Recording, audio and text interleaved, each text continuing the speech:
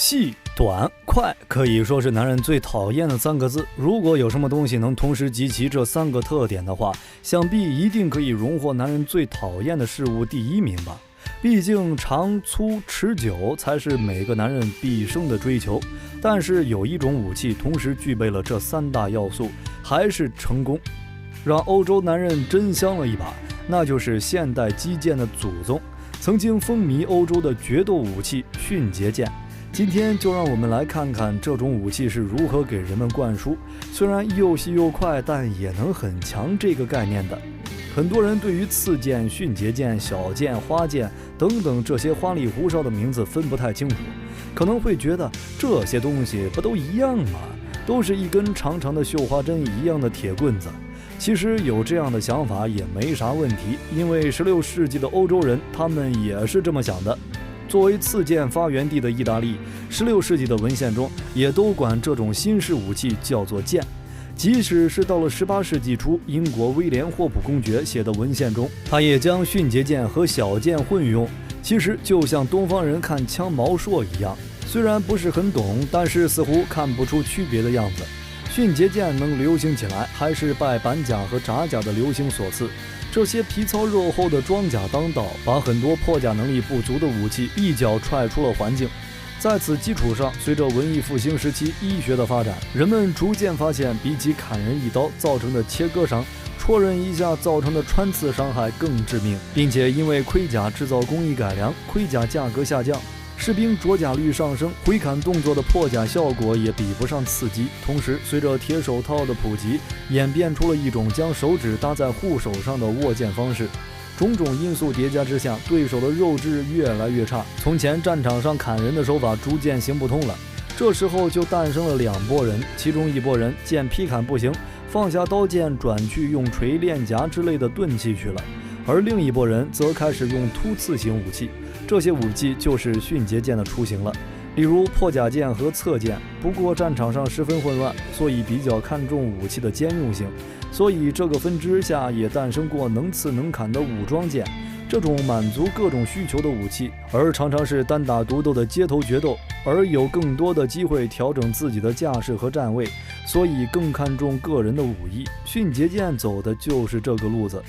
迅捷剑因为更加注重刺激，所以把剑的重心放在了靠近护手的地方，这样更加容易控制出刺的方向，并且更容易复位，所以受到了众多剑术大师的青睐。相比平均刃长80厘米的单手武装剑，迅捷剑的刃长平均长度为100厘米。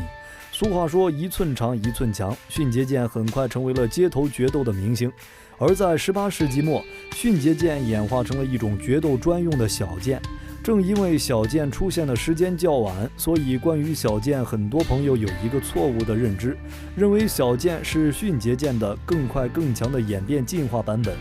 又细又小又短的小剑可以说是精准踩在了让男人们心里不是滋味的雷区上，但没关系，他们很快就会被小剑征服。实际上，小剑并不是一种适合上战场的武器。出现这种变化的主要原因，可能是随着社会的进步，也有可能是连年的战火。欧洲人渐渐开始意识到决斗的野蛮和残忍，冒着杀人和被杀的危险参与一场决斗，不再受到当时物质生活越来越好的绅士们的青睐。毕竟，原本一点皮肉之苦就能解决的问题，何必闹到有一方出人命才算完事儿的地步呢？因此，决斗渐渐变得文明了起来，不需要将对手杀死，而只需要让对手受伤即可。这也是很多游戏里第一滴血的来源。决斗风俗的变化最大的影响便是武器的更迭。决斗者们使用的武器从迅捷剑逐渐变为了小剑，因为决斗规则变为点到为止，剑作为武器的关键属性长度就让位于便携度。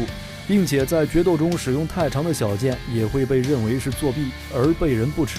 所以小剑的长度明显短了不少。小剑的刃长一般只有70到80厘米。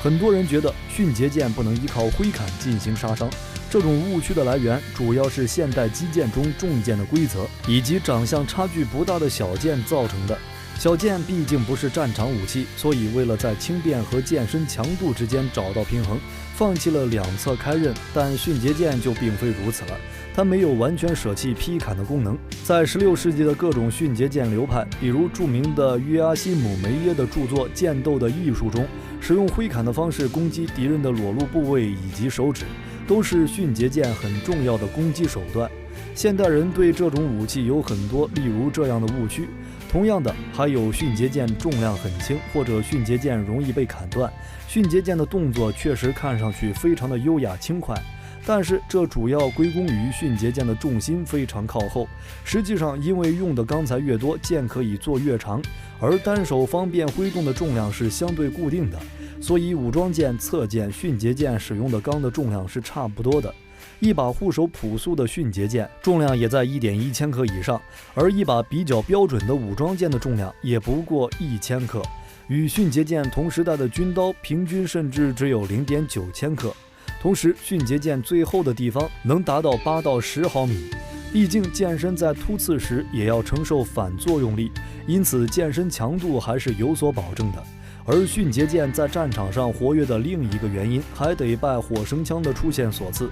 因为火绳枪的出现，人们发现花再多的钱叠甲，到最后多半也是个人财两空的下场。当时的人给出的答案是重点防御，有着和全身甲相当防御力，但是防御范围大大减小的胸甲出现了。那么没有胸甲防护的手臂该怎么办呢？其实与一般人认为的双手没有任何防御相反，